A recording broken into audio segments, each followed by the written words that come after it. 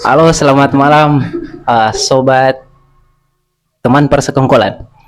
Malam ini kami sudah bersama kawan kami, Bung Firman. Jadi beliau ini adalah salah satu aktivis yang pernah bergelut menjadi aktivis di kampus. Beliau sangat uh, cukup dikenal di kampus di Kota Palu. Jadi malam ini kami akan menanyakan pengalaman beliau menjadi aktivis. Jadi malam ini kami mau mereview pengalaman Bung Firman, kenapa tertarik dengan dunia pergerakan atau aktivis. Melihat kondisi pemuda hari ini itu di kalangan mahasiswa, mungkin bisa mungkin ada perbedaan dari jadi mahasiswa dulu dengan pemuda sekarang ini. Apakah ada perbedaan atau bagaimana? Nah, langsung saja ini. Jadi ketertarikan awal saya di dunia pergerakan ini sebenarnya berawal dari pertemuan saya dengan senior kampus begitu. Kan kita tahu lah begitu. Kalau mahasiswa baru ini kan awal-awalnya kan dipanas-panasi gitu, dikompor-kompori begitu, diajak berorganisasi, diajak berjuang. Apalagi kalau bisa dibilang doktrin ini kita sebagai agen of change gitu, agen of control dan agen of sosial mungkin ya, seperti itu. Jadi dulu saya ketemu dengan salah seorang senior, itu saya sebutkan mungkin namanya Bapak Zen. Sekarang saya panggil Bapak tuh gitu, karena kalau sekarang kan beliau sudah punya anak. Kalau begitu. Nah, awal pertemuan itu pertama itu diskusi banyak hal gitu.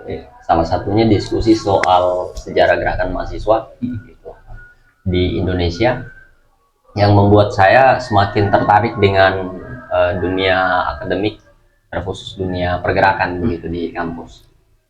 Setelah diajak berdiskusi, kemudian kita beberapa orang di pendidikan begitu, di pendidikan dalam suatu wadah organisasi. Nah, dari sinilah awal mula sampai saya itu bukan karena ikut-ikutan begitu, tapi memang karena apa yang disampaikan oleh Bung Zen itu sendiri dan teman-teman yang lain itu menurutku berdasarkan realita yang ada. Berdasarkan situasi yang ada. Jadi ketertarikan saya di dunia pergerakan itu sebenarnya bukan karena ikut-ikutan gitu, atau hanya sebagai ajang euforia gitu, tapi karena panggilan jiwa, seperti itu. Panggilan jiwa. Jadi dengan panggilan jiwa itu sendiri tentu yang menjadi bekal utama saya sampai tertarik dan juga mau melibatkan diri dalam dunia pergerakan, memperjuangkan yang lain, khususnya sektor pendidikan kita, kemudian di sektor yang lainnya seperti gerakan dari Komtan itu sendiri. Nah, seperti itulah singkat dari kisah saya begitu ya, sampai ketertarikan pada dunia pergerakan. Berarti ketertarikan menjadi aktivis atau bergelut di dunia pergerakan itu berdasarkan panggilan jiwa. Iya. Panggilan jiwa ini berdasar realita juga ya, realita yang ada di masyarakat, bahwa perjuangan ini tidak harus diperjuangkan bersama. Mulai dari banyak sektor, terutama kalangan mahasiswa yang disebut sebagai agen of change, agen of control ya. Di dunia pergerakan sendiri sejak kapan bergelut di situ? Oh iya, jadi saya bergelut dalam dunia pergerakan ini itu sebenarnya awal pada saat saya masuk kuliah begitu di 2014 gitu.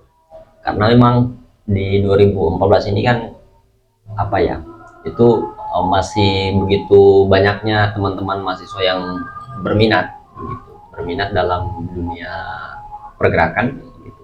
Karena dulu ketika misalkan kita sama sekali tidak tidak terlibat dalam gerakan yang dibangun, ya mungkin kita dianggap sebagai apalah begitu sama yang lainnya.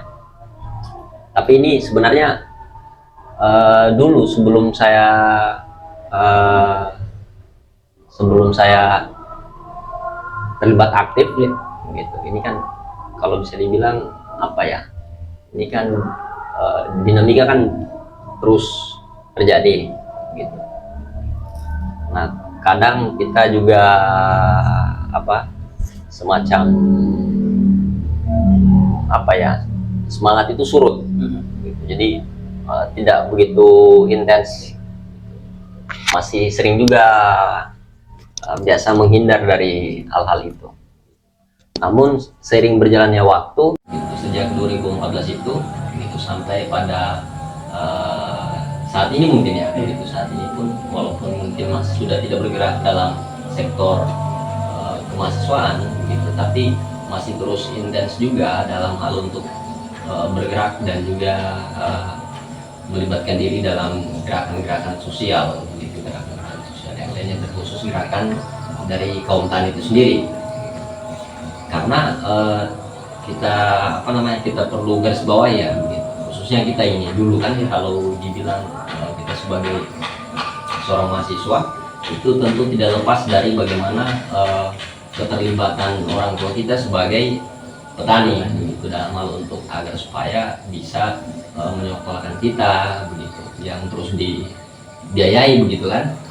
Dibiayai begitu, artinya bagaimana ya, sebagai kaum berjuis lah kita katakan, sebagai kaum berjuis kecil gitu. Karena kita tidak berproduksi gitu. Nah jadi ketertarikan itu selain daripada hal-hal yang sudah dipelajari semacam semasa kuliah gitu, itu terus mengalir dengan sendirinya gitu. Walaupun banyak masalah, walaupun banyak rintangan, tapi ketika hal itu sudah menjadi karakter di kita, maka tidak ada alasan untuk menghindar, tidak ada alasan untuk mundur. Itu jalan satu-satunya ya terus melakukan apa yang sudah dipercaya itu, yaitu dengan perjuangan begitu. Itu saja sih.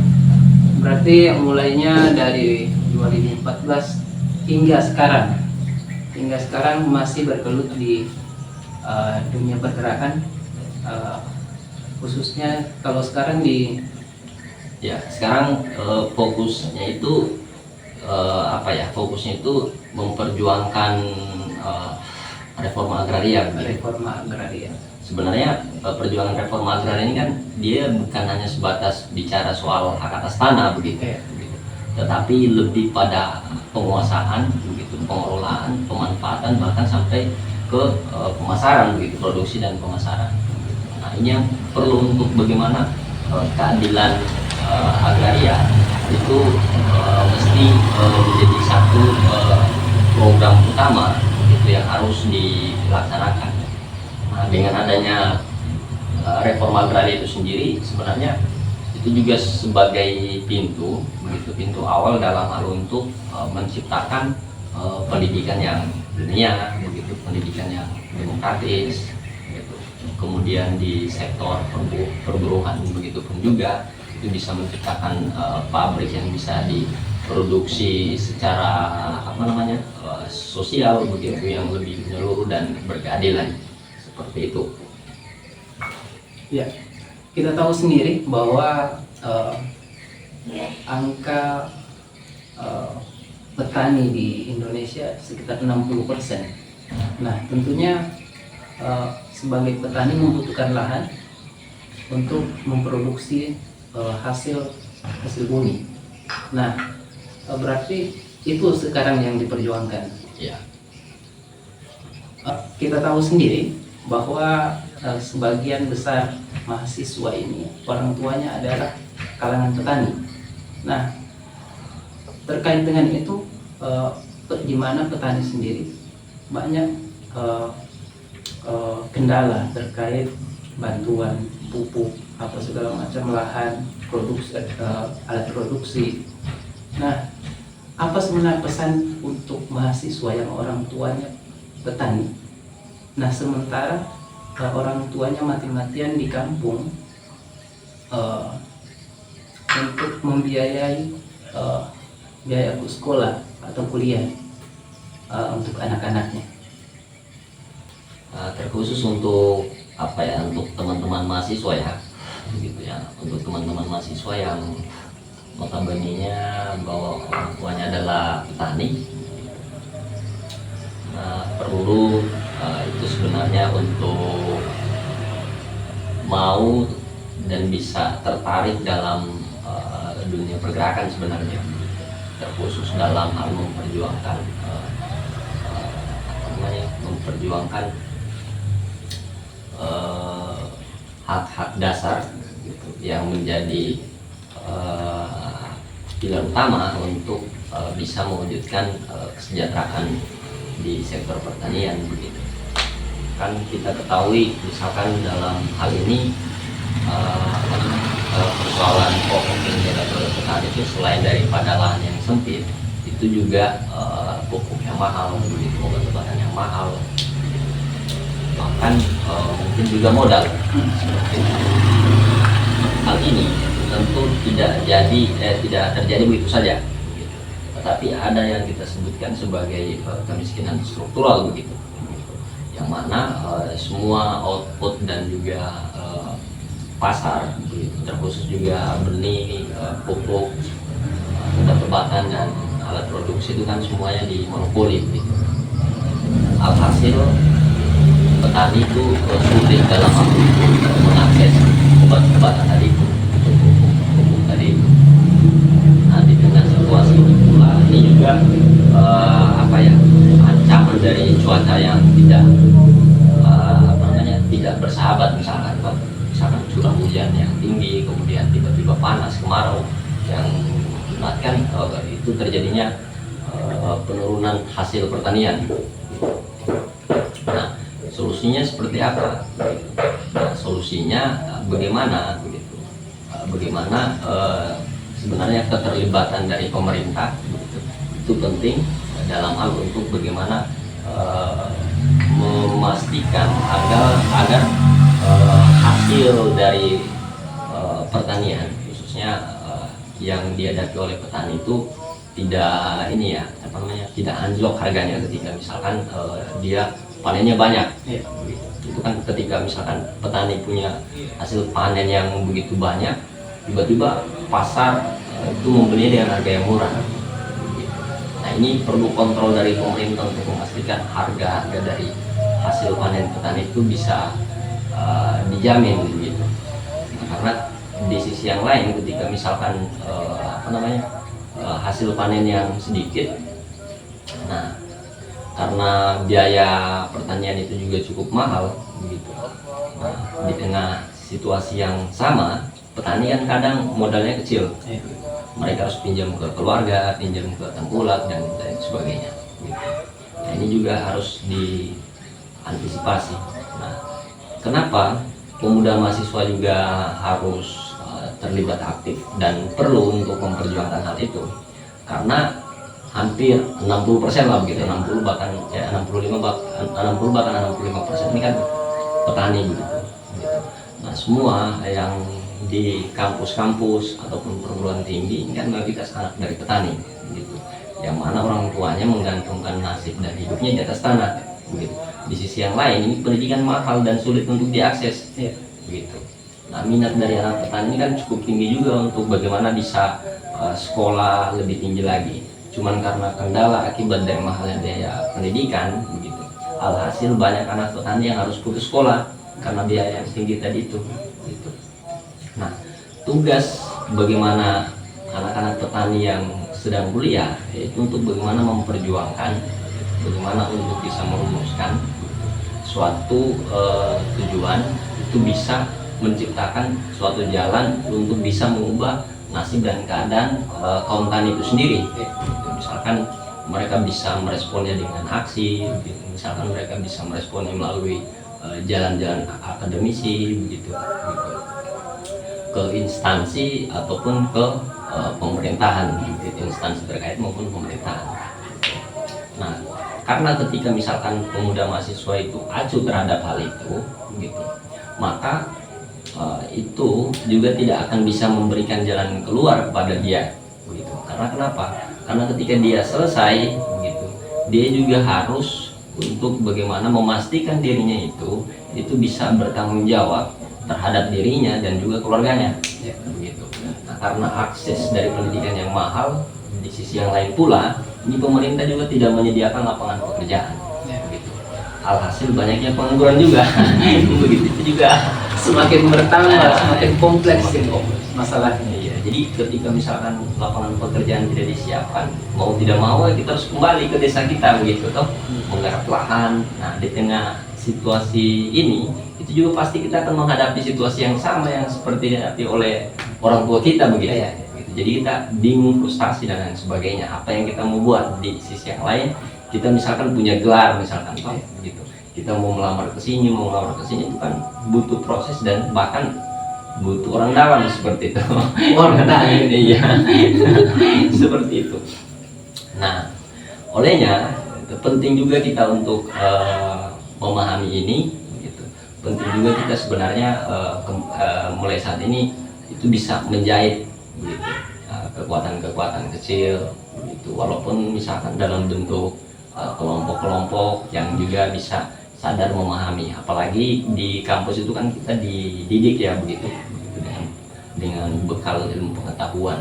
Nah, pengetahuan ini pula yang nantinya bisa mungkin kita kembangkan dan kita kembalikan untuk bisa mengabdi di tengah-tengah kaum tani ataupun masyarakat itu sendiri, gitu. Misalkan kita berikan ide ide ataupun pengetahuan kita atas pertanian, begitu, itu bisa kita transformasikan. Misalkan soal bagaimana meminimalisir agar supaya petani tidak ketergantungan atas pupuk, jadi bisa pelan-pelan kita berikan, gitu.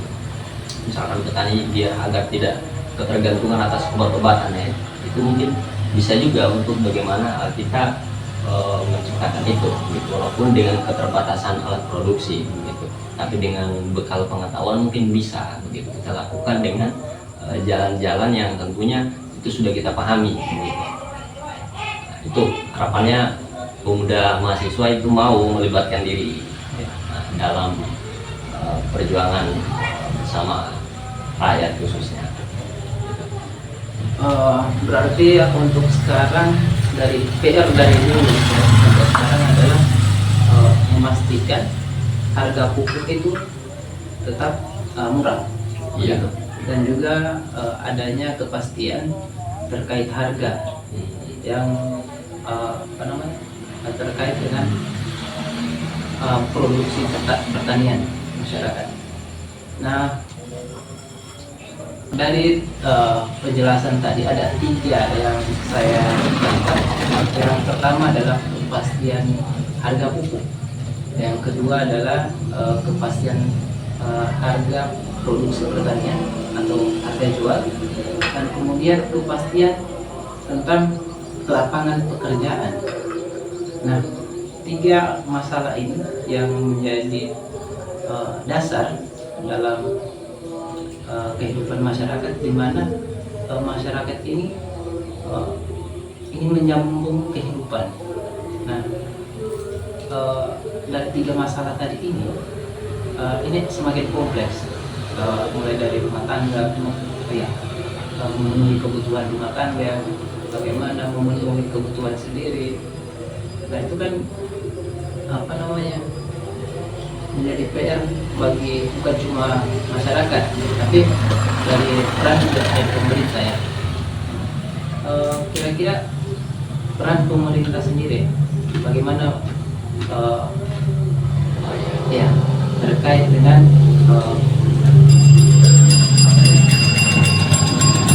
memastikan harga pupuk itu di bawah standar, kemudian kepastian harga jual produksi petani, dan kemudian kepastian pekerjaan. Iya. Nah, bagaimana responnya? Oke, terima kasih. Boleh sih Prof satu? Boleh. Berat nih pertanyaannya. Dari 3 tadi yang ditanyakan, khususnya dalam hal untuk meminimalisir agar supaya harga jual dari petani, kemudian hubungan produksi pertanian misalkan, ataupun alat produksi dan cara produksi misalkan tadi gitu. Kita bicara terkait bagaimana pengadaan pupuk itu bisa bisa menyeluruh dan tepat sasaran misalkan. Nah tentu pemerintah itu sebenarnya harus bisa mengontrol dan memastikan agar itu bisa bisa langsung ke petaninya gitu. Karena ketika misalkan pemerintah sama sekali tidak mengontrol dan hanya misalkan menunggu begitu laporan ataupun data yang dikirim dari bawah ke atas, nah tentu ini suatu hal yang suatu hal yang bermasalah sebenarnya. Kenapa? Karena kita tidak bisa memastikan di bawah itu banyak orang-orang yang melakukan korupsi, misalkan korupsi di sektor pertanian. Misalkan apa saja yang dikorupsi, itu pupuk tadi, pupuk yang tadinya misalkan 200 untuk 200 kakak begitu, itu kemudian tinggal sekian misalkan 100. Nah ini harus dikontrol. Alhasil dari 100 tadi itu mungkin dipilah-pilah lagi dibagi misalkan tidak tepat sasaran, karena apalagi sekarang ini menggunakan sistem misalkan, atau menggunakan sistem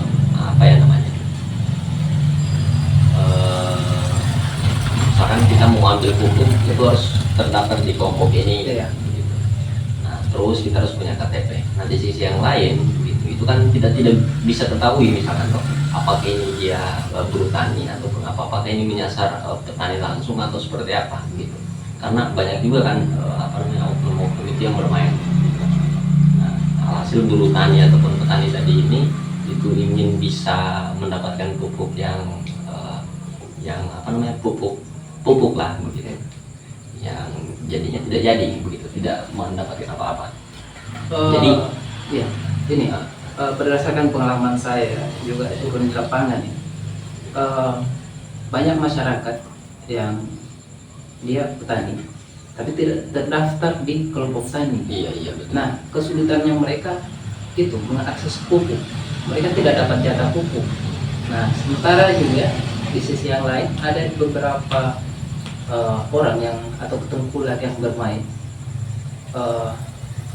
ada bibit yang bantuan pemerintah yang seharusnya tidak diperjualbelikan, tapi di kalangan bawah itu dibeli oleh masyarakat. Iya. Itu kasusnya. Iya. Nah seperti itu yang saya maksud tadi, itu kontrol pemerintah itu penting juga kan, begitu, agar tidak terjadi begitu ketimpangan begitu. Tidak terjadi ketimpangan dan juga tidak terjadi hal-hal yang misalkan tidak tepat sasaran. Gitu. Nah ini penting juga, karena yang tadi seperti yang disampaikan tadi, nah tadinya petani ini dia punya lahan walaupun sangat sedikit, kemudian dia punya tanaman, nah ini juga butuh nutrisi, dia harus dipupuk, gitu, hasilnya baik. Cuman karena ketika petaninya tidak terdaftar di sebuah kelompok tani, begitu, alhasil dia sulit mengakses yang namanya pupuk subsidi itu, begitu. Nah, jadi ketika ini dibiarkan dan terus terjadi berlarut-larut, maka secara tidak langsung berarti pemerintah lalai bahkan acuh terhadap situasi yang ada, begitu. Maka keterlibatan pemerintah itu penting dalam hal untuk menjaga dan memastikan pupuk-pupuk itu tepat sasaran dan bisa diakses oleh semua kelompok-kelompok tani tadi ini, walaupun misalkan mereka tidak terdaftar dan tidak tergabung dalam kelompok itu. Kan rata-rata kan biasa kelompok tani ini kan itu hanya beberapa orang saja, misalkan ada 10 orang gitu. Kemudian dia bisa mendapatkan lebih banyak dari situ, bahkan bantuan semuanya datang harus ke kelompok begitu. Nah petani yang tadinya mungkin yang sama sekali tidak punya kelompok ya agak sulit begitu. Jadi itu bagaimana pemerintah itu bisa mengontrol hal itu. Gitu. Nah, terus soal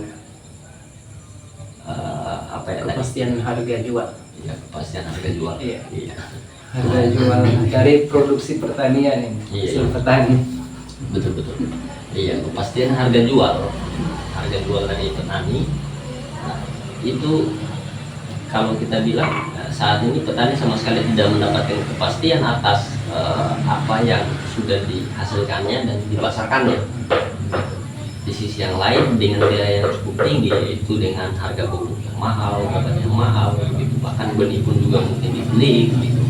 Di sisi yang lain ketika mereka panen harganya tidak stabil, di luar dari dugaan. Nah, jadi harapan tadi itu kalau bisa bilang ya sia-sia. Iya. Tadinya kita berharap dengan saya tanam sekian, dengan luas sekian, gitu, itu targetannya sekian. Iya. Gitu. Cuma karena ketika misalkan semua orang semua petani di situ panennya sama, Iya. gitu, dengan jenis tanaman yang sama, misalkan jagung, gitu, orang tanam jagung, kan jagung ketika misalkan banyak semua panen raya, turun harga anjlok. Jadi itu yang dibilang tidak sesuai dengan harapan, gitu, tidak sesuai dengan harapan. Nah, jadi memang kontrol pasar dari 3D itu ya, semacam kontrol atas pupuk, gitu, obat-obatan, khususnya di ini ya, kita bilang apa ini, alat produksi mungkin gitu, alat produksinya ya. Jadi seperti itu dengan pasarnya tadi itu. Nah, itu semuanya harus dikontrol, gitu, harus dipastikan, gitu. Karena ketika tidak bisa dipastikan oleh pemerintah, begitu hal itu, maka itu juga yang akan menyebabkan terjadinya kemiskinan, gitu. Betul sekali. Bahkan petaninya kadang mungkin berhutang karena tadinya sudah berharap, oh ini sekian hektar saya tanam sekian, jadi pinjam uang dulu di bos misalkan, Iya. di Tengkulak, gitu. Ternyata pas panen harga anjlok. Nah, kebanyakan begitu sebenarnya di masyarakat yang bergelut di dunia pertanian. Mereka sebelum memulai pertanian, sebelum menanam, mereka utang dulu. Iya, betul. Utang dulu, ketika panen harga anjlok, rugi kan. Nah, dari situ karena rugi, mereka utang lagi sama tengkulaknya, Iya. otomatis utangnya ini bertumpuk-tumpuk sudah. Jadi semakin memperparah kondisi keuangan masyarakat. Iya, betul. Iya, jadi ini ya, akibat dari ketidakpastian harga, begitu, dan juga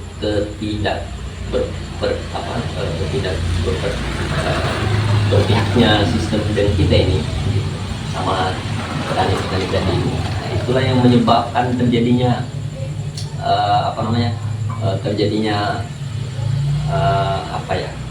ketidak berdayanya petani atas tanahnya, begitu, atas produksinya, begitu, bahkan atas hasil panennya, begitu.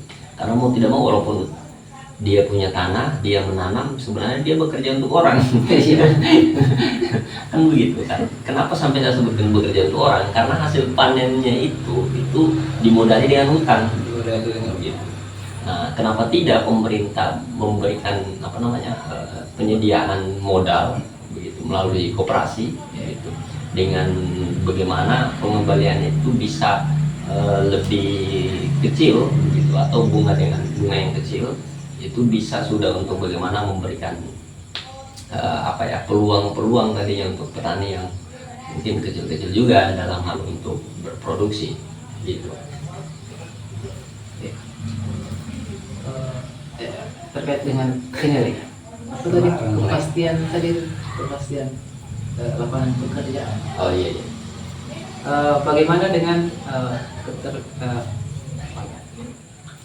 Bagaimana dengan kepastian pekerjaan? Nah, kita tahu sendiri bahwa tiap tahun sarjana ini kan semakin banyak, semakin bertambah setiap tahun.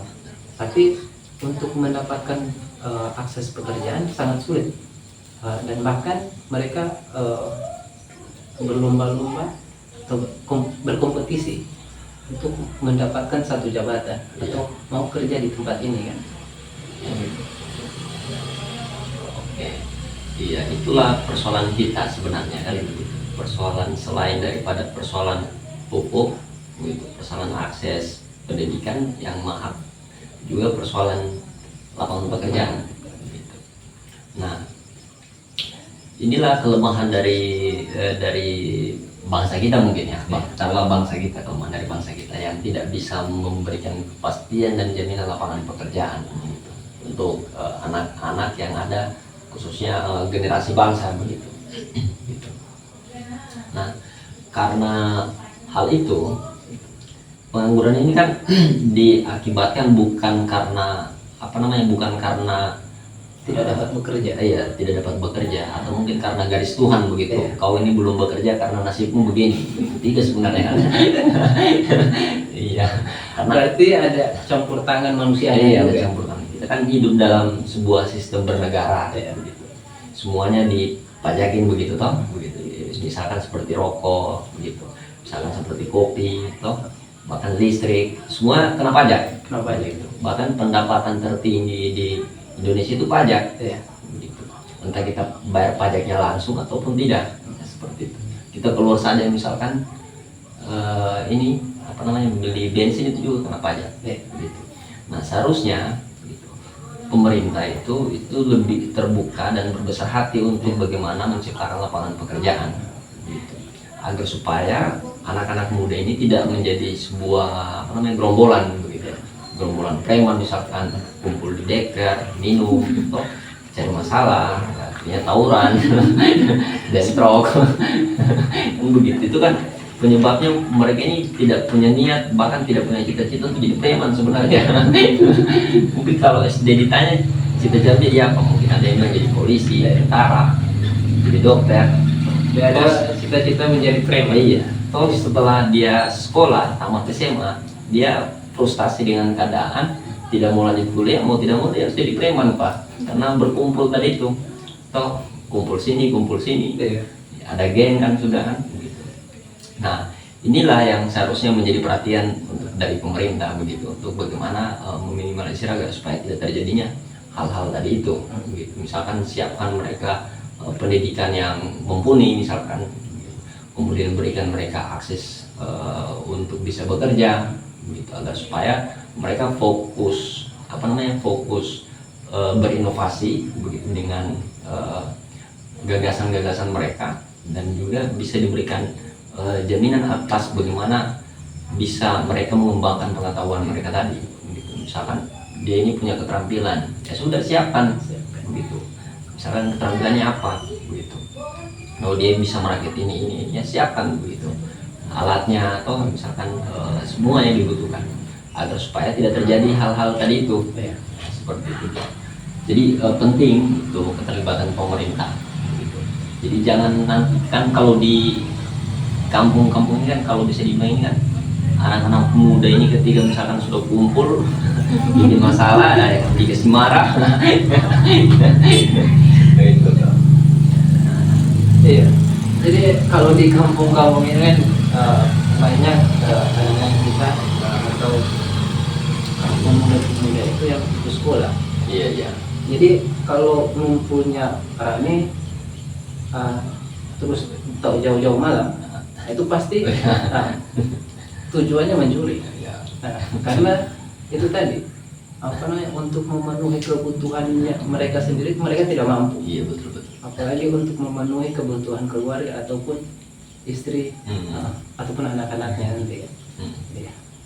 Iya betul itu. Jadi memang ini sebenarnya semua keadaan ini tarik menarik ini. Jadi semuanya semuanya Terkoneksi. Iya terkoneksi. Jadi satu pintu sebenarnya persoalannya begitu. Jadi pemuda ini, mereka ini artinya apa ya?